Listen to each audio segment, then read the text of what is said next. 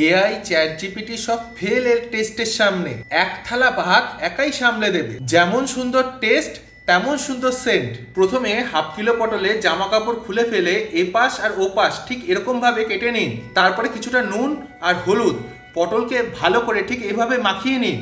এবার ফুলসজ্জার খাটে ভালো করে তেল গরম করে একটা একটা করে ছেড়ে দিন, ঠিক আমি যেরকম করে ছাড়ছি।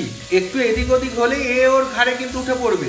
পটল যখন 60%-এর মতো নরম হয়ে যাবে তখন আমরা তুলে নেব, বাকিটা পরে সেদ্ধ করব। এবার দুটো মিডিয়াম সাইজ পেঁয়াজ, জিভের ক্ষমতা অনুযায়ী কাঁচা লঙ্কা, 1.5 ইঞ্চি আদা আর 7-8 কোয়া রসুন মিক্সিতে পেস্ট করে নিয়ে পটল ভাজা তেলের মধ্যে বিসর্জন দিয়ে দিন। 7-8 মিনিট ভালো করে কষিয়ে দিয়ে দিন 1 চামচ হলুদ আর 1 চামচ কাশ্মীরি লঙ্কার গুঁড়ো। মিলিয়ে আরও 5 মিনিট কষান। তারপরে দিয়ে দিন একটা বড় কেটে রাখা টমেটো। টমেটো ভাজতে ভাজতে যখন নিরুদ্দেশ হয়ে যাবে তখন দিয়ে দিন হাফ বাটি টক দই। দই দিয়ে কষানোর মাঝে আসুন একটা মশলা তৈরি করে নিই। এই প্লেটের মধ্যে যা যা মশলা দেখছেন সব নিতে হবে। নিয়ে একবার শুকনো কড়াইয়ে 5 মিনিট ভেজে নিন। যখন দেখবেন সুন্দর গন্ধ বেরোচ্ছে তখন নামিয়ে নিয়ে মিক্সিতে গুঁড়ো করে নিন।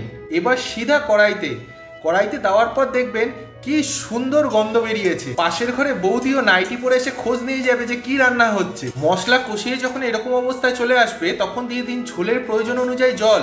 সব মিলিয়ে নিয়ে ঝোলকে এবার ভালো করে ফুটতে দিন।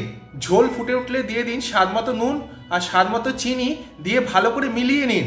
এবার দিয়ে দিন ভেজে রাখা পটল দিয়ে ভালো করে মিলিয়ে নিয়ে প্রায় 15 মিনিট ঢাকা দিয়ে সেদ্ধ করে নিন। পটল যখন সেদ্ধ হয়ে যাবে তখন দিয়ে দিন কুচিয়ে রাখা ধনেপাতা।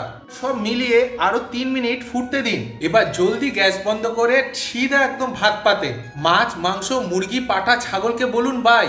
এক থালা ভাত সাটিয়ে উঠে মুখ দিয়ে শুধু বেরোবে লাভ ইউ পটল এআই।